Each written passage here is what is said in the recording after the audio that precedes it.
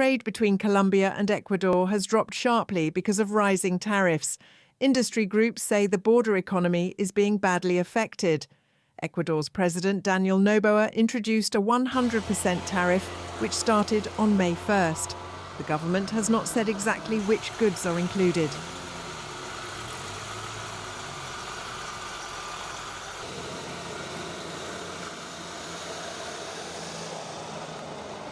It escalated little by little, and it's just a show of ego and stubbornness from both presidents, which has kept on growing. This has caused social harm at our border, which used to be very dynamic in terms of imports and exports. This is just creating unemployment, and when people are unemployed, they look for other ways to survive. What alternatives do they have? We have many border crossings around here, so people will resort to smuggling. I'm not blaming them. They need to support their families, pay their debts, and send their kids to school. I'm not justifying it, but this whole situation is being caused by the decisions of the two presidents.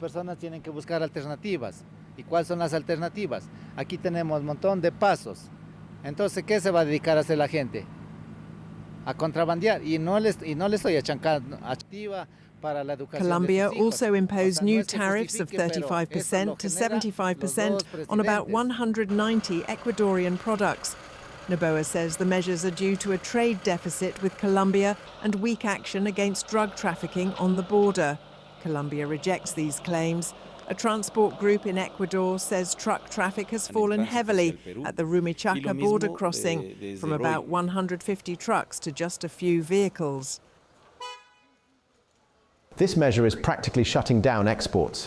When we look, we only see a few trucks moving between Colombia and Ecuador, likely in transit to Peru, or from Peru to Colombia.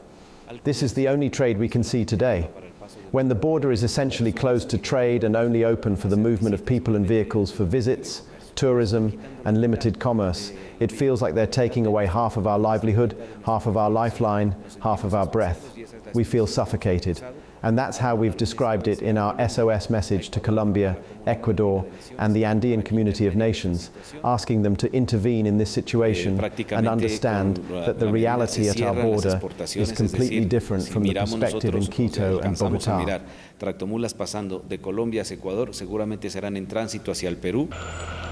They warn the situation is causing job losses and may increase smuggling.